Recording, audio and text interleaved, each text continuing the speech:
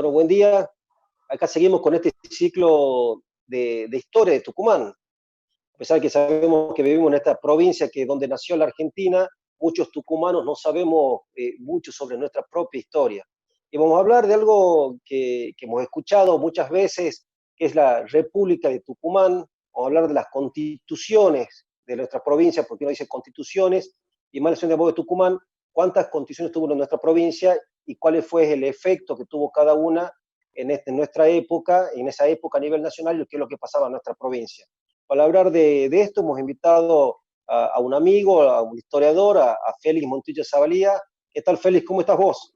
¿Cómo estás, Fernando? Muchísimas gracias por la invitación y muchas gracias a la asociación también por invitarme para hablar de un tema que me apasiona, que es la historia y el derecho de Tucumán. Bien, y ahí y ahí pasamos a 1949. Ahí en el país está gobernando Juan Domingo Perón, y hay una reforma de la Constitución Nacional, la famosa reforma de 1949. ¿Y qué pasó en nuestra provincia? ¿En nuestra provincia seguíamos con la misma Constitución o nos adaptamos a esta nueva Constitución Nacional en ese año 49?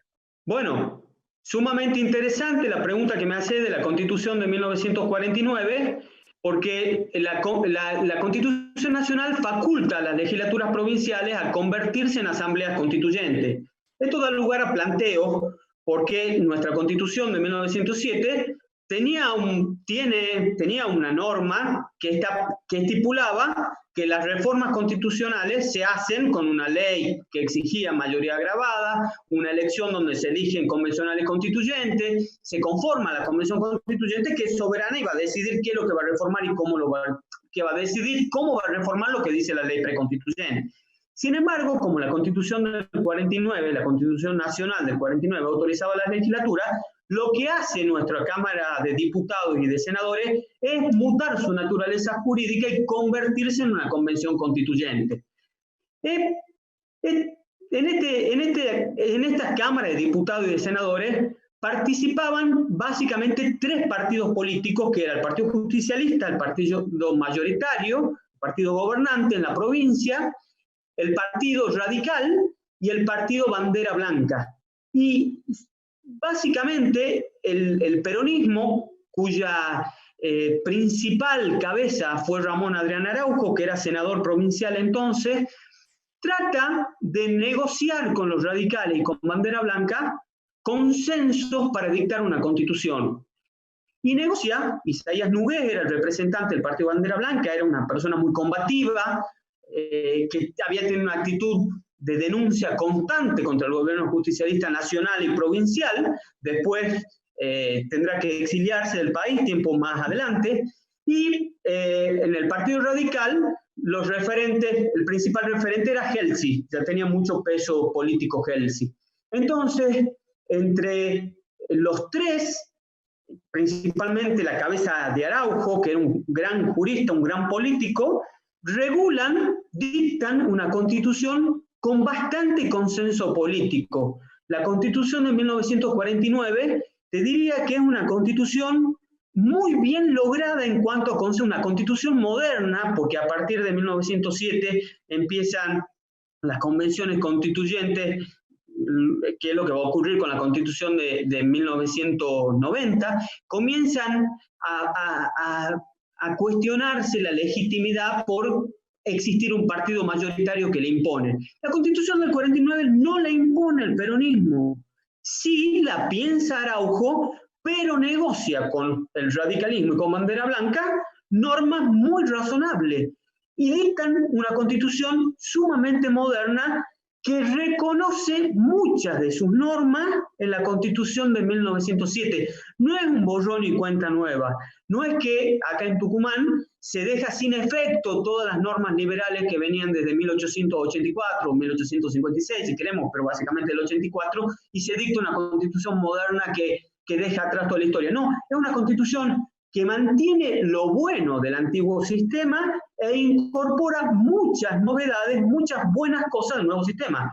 Una de las cosas que incorporan es la figura del vicegobernador, ¿no? En la conformación del poder, como cabeza del poder legislativo, el vicegobernador. Tucumán no tenía vicegobernador hasta entonces.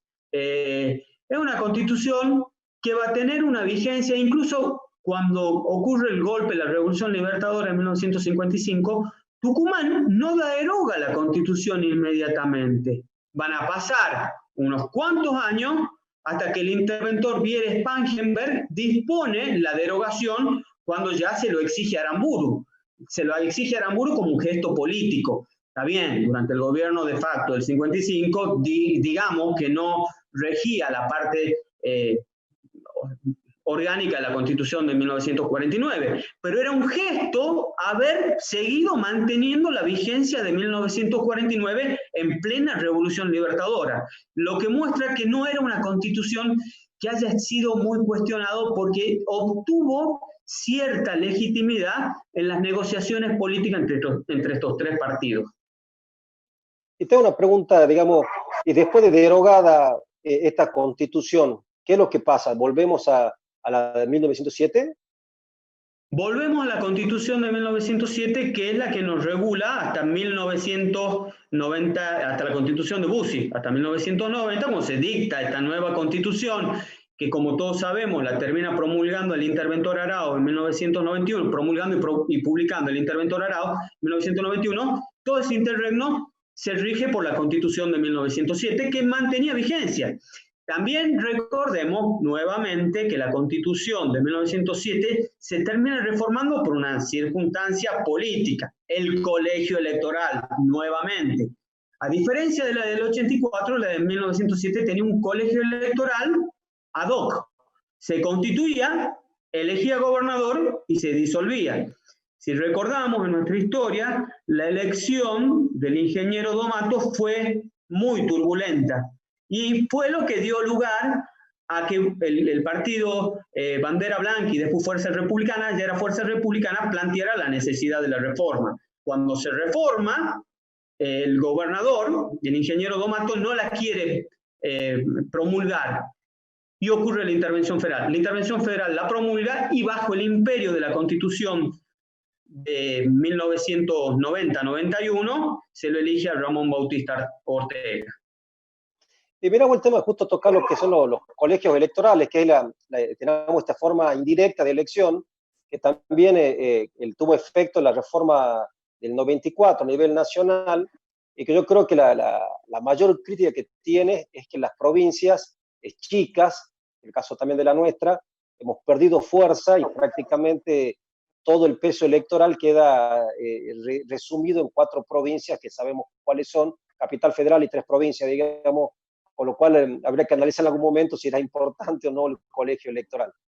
Pero tengo una pregunta, digamos, de ahí comenzamos, el hecho político era la elección que había ganado el radicalismo con 131.000 votos y teníamos 2 partidos, que era el peronismo con Domato y teníamos Renzo Cinigliaro, que era la tercera fuerza que tenía los votos para elegir, digamos, para definir quién iba a ser el gobernador. Ese es el hecho político y los votos de Renzo Cinigliaro van a José Domato y así se queda elegido teniendo menos votos que Rubén Chevalla. Ese sería el hecho político. Sí. Y comentar un poco, digamos, cómo termina Tucumán con esta nueva constitución, que es después que la reforma a la del 90, a la reforma de Bussi. Mira, la verdad que cuando uno estudia la constitución de Bussi, porque la llamamos así vulgarmente, no es una constitución mala. Es una constitución que carece de legitimidad política, pero no es una constitución legalmente mala. Esta constitución tenía por eso como gran virtud acotar el poder, y vos fijate que regulaba lo que era el Tribunal Constitucional. Había un Tribunal Constitucional, existían los 3 poderes clásicos, la elección directa del gobernador, porque obviamente se deja sin efecto el colegio electoral ad hoc previsto en 1907, que había sido el motivo principal para su reforma, y como novedad se regulaba un Tribunal Constitucional con posibilidades o con facultades derogatorias, como si fuesen los tribunales europeos, el sistema europeo, con facultades derogatorias de la norma, ¿no? Sumamente importante, que Bussi no lo puede poner en funcionamiento Y ahí y te diría que eso es lo que más genera, más achaque político genera y que da lugar a la muletilla de la necesidad de reforma por la última reforma que nos regula a partir del año 2006, ¿no?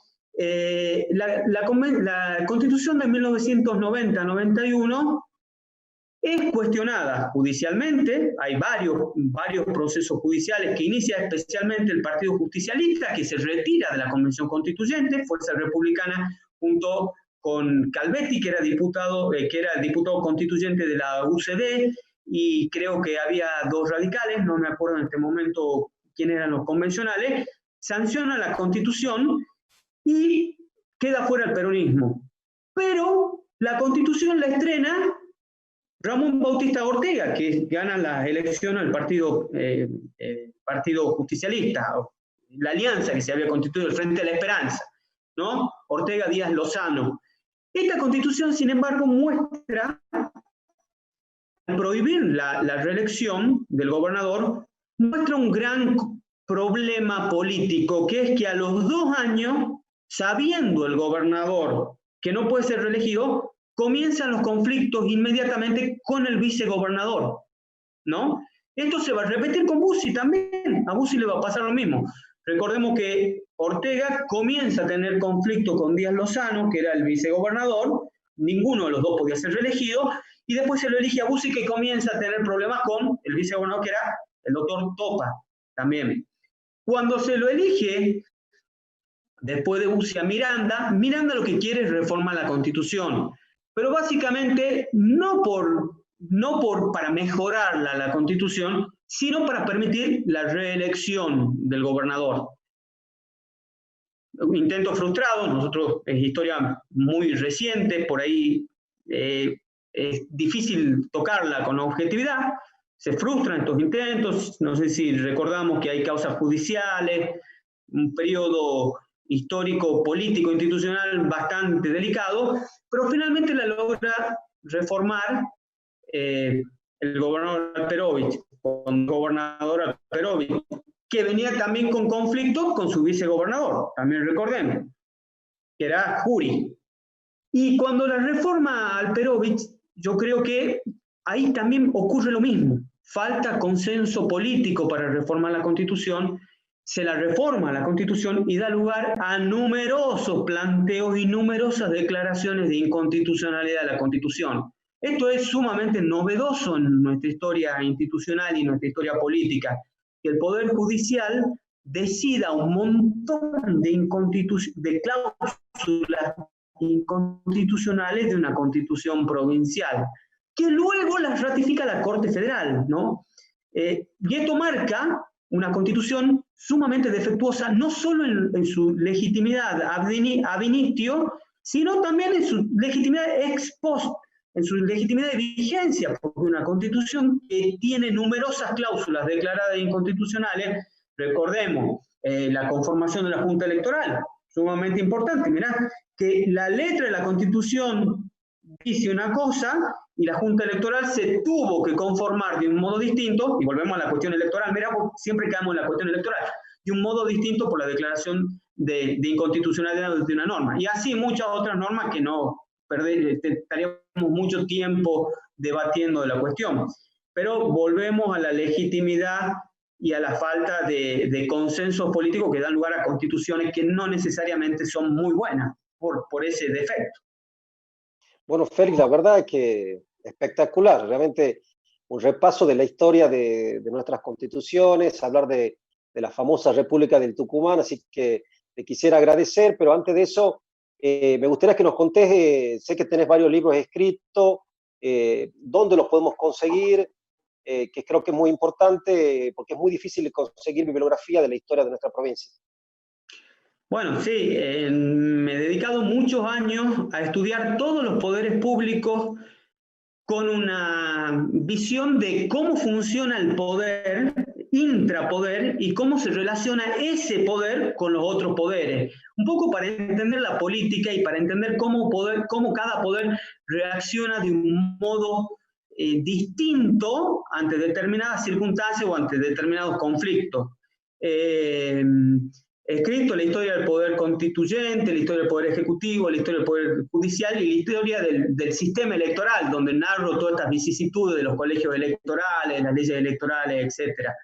Y tengo lista para editar la historia del poder legislativo, que es una historia muy, muy interesante, un poder que en el siglo XX ha quedado de lado por los golpes de Estado, se lo ha considerado que no era un poder importante, y que ahora está recobrando mucha fuerza, gracias a Dios, porque ahí está la representación del pueblo.